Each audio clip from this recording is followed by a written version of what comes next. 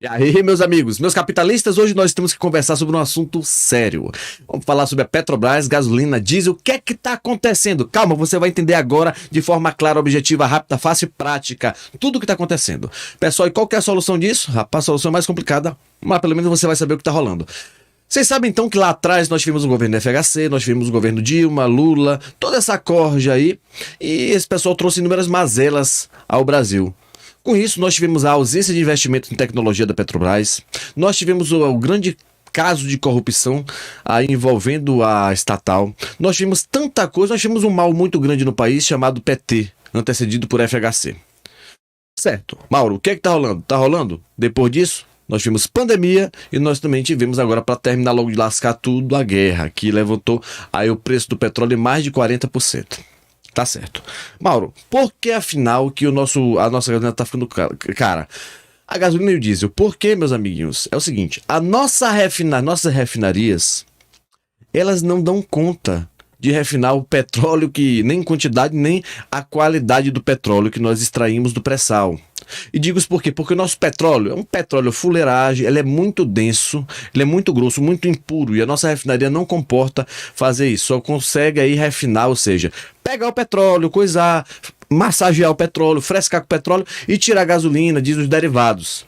Mas só um petróleo mais leve. Esse petróleo é muito denso, é muito espesso, então fica complicado. Não temos refinarias para isso. Ademais, nós tivemos um grande caso envolvendo a permissão de Luiz Inácio Lula da Silva, aquele alcoólatra, aquele indivíduo, aquele depravado que permitiu que a Bolívia se apropriasse de refinarias nossas. Meus amigos, corrupção, doação de coisa que não era sua. É isso. E só isso que o PT deixa de herança, acompanhado das mazelas do seu governo. E agora? O que é que tá rolando? Tá rolando, papai, porque é o seguinte, nosso preço de combustível, ele é vinculado diretamente aí à questão da oscilação do dólar.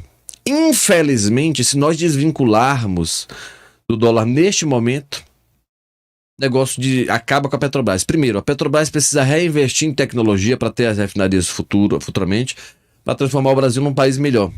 Nós precisamos aí ter também investimento para poder extrair o óleo que está ali dentro.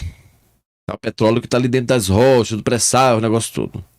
Então, cada coisa dessa é uma verdadeira engenharia que é feita para determinado poço de petróleo. Mas você observa que, além disso, nós temos uma dívida monstruosa na Petrobras. Quase R$ 1 trilhão. Acredite, é herança do PT. Por que não, né não? Corrupção, mas tem um detalhe. E aqui fica até mesmo, quem sou eu, né? Mas fica aqui só o conselho. É importante que o povo entenda, mas para entender é importante que o presidente da República fale. Quando o presidente da República, nosso querido presidente Jair Bolsonaro, fala em live, tudo, abrange um pedaço do povo. Mas não é a mesma coisa de falar em rede nacional. O povo brasileiro, a direita, a esquerda, até quem não votou no presidente, tem direito de saber o porquê que o combustível está tão caro, que isso vai impactar diretamente na mesa do brasileiro, no quilo do arroz, do feijão, na carne, através dos fretes. Pessoal, é necessário, realmente eu acredito, que o presidente se comunique com o povo e diga e mostre o que está acontecendo, mostre algumas coisas, porque afinal, infelizmente no Brasil, culturalmente, o que é que nós temos? Nós temos um povo que elege um presidente e na cabeça do povo é assim, eu elegi um presidente para ele dar o jeito aí, eu não quero saber do problema. A Dilma deu jeito lá atrás, quer dizer que ele não sabe, não quer nem saber se ela roubou ou não roubou. O jornal de hoje embrulhou o peixe de amanhã. Se foi na canetada ou não foi, quais foram os problemas, as mazelas a posteriori dessa canetada dela? Pois é. Congela então, presidente. Se o presidente congelar e interferir na Petrobras, imediatamente nós vamos ter uma fuga muito grande de capital, ou seja, os empresários vão retirar o capital daqui da Petrobras e aí realmente ela vai ficar sem poder de investimento em suas estratégias aí, tecnológicas. É triste o que eu estou falando para vocês, mas o presidente da República já está com uma política de subsídio, ou seja, para fazer aí, pegar o lucro que ele está tendo da Petrobras, o Brasil tem da Petrobras, utilizar esse lucro dentro da Petrobras para poder baratear o combustível, tanto a gasolina quanto o diesel. E também, ademais, temos aqui a política que está sendo aprovada agora no Senado da República, espero que em maior velocidade, do ICMS único, que é o maior responsável, um dos maiores responsáveis pelo encarecimento, pelo custo, pelo preço do combustível. Você imagina, o combustível sai, salvo engano, a R$ 2, 2 e pouquinho, e chega na bomba agora a 9, até R$ 9 o litro. Você tem noção do que é isso pro povo brasileiro? É difícil. Mas, presidente, você podia falar com o povo. Falar com o povo, e não só falar com o povo, mas falar com o povo e mostrar umas coisas, porque eles precisam lembrar disso aqui. O Morales foi lá e a pergunta do Evo era a seguinte: ô Lula, eu quero saber, sabe, se eu ganhar, como é que eu trato os meus inimigos? Eu disse para o Evo: você tem que tratar os teus inimigos exatamente como você gostaria que eles te tratassem. É só para você perceber, sabe, que você tem que dar o tratamento que você gostaria de receber, nada mais do que isso.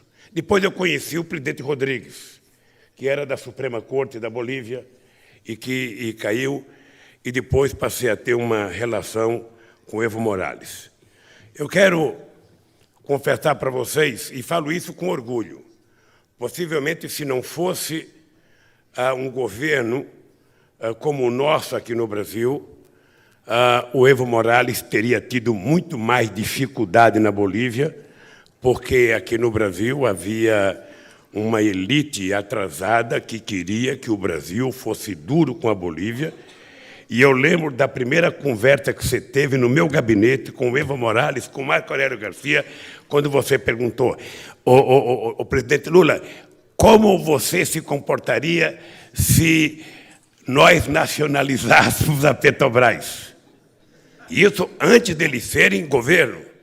E eu disse: olha, o gás é de vocês, o petróleo é de vocês, portanto, sabe, vocês fazem o que vocês quiserem. Sabe? E foi assim que nós nos comportamos, sabe, respeitando o direito soberano que a Bolívia tinha sobre o seu solo, o seu subsolo, portanto, sobre o seu gás. Foi assim.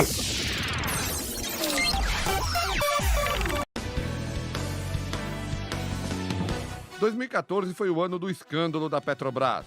Não se falou em outro assunto. A corrupção continua assustando a população brasileira.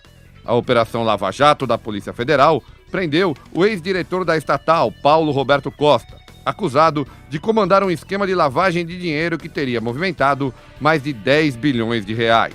Após acordo de delação premiada, o ex-diretor acusou pelo menos 25 políticos ligados ao PT, PMDB, PP e até a partidos de oposição, como o PSDB, além de donos e diretores de empreiteiras.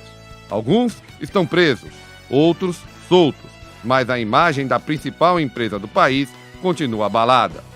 O tema corrupção foi o principal da eleição presidencial.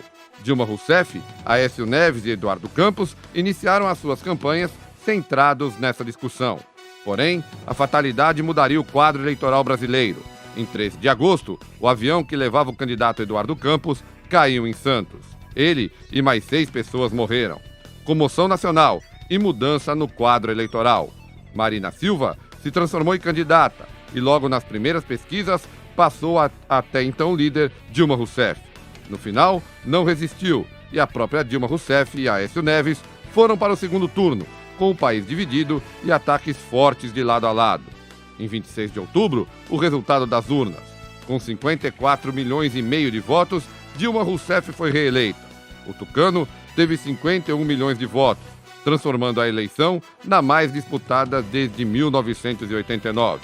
Em 2018, a era PT no poder vai completar 16 anos.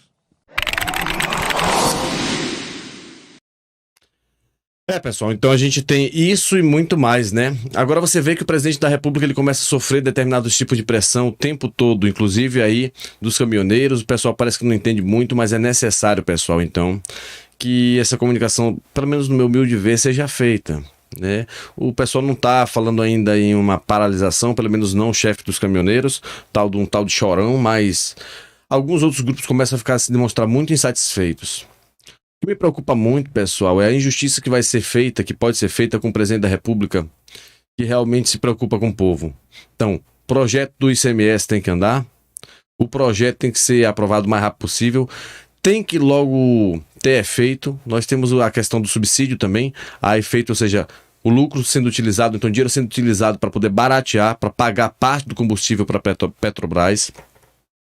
Nós temos tudo isso e outros mecanismos também que serão adotados aí pelo presidente da República, bem como já foram, zerou já os impostos federais, já zerou tudo, só que realmente o negócio é complicado, tá certo? Vamos rezar então, pedir a Deus que ilumine nosso presidente da República, ilumine esse povo maravilhoso para que tudo dê certo, pois o preço mais caro que se tem a pagar é o comunismo voltar ao poder. E isso eu tenho certeza absoluta que nem eu, nem você e nem ele queremos, tá certo? Beijo no coração e agora, ó.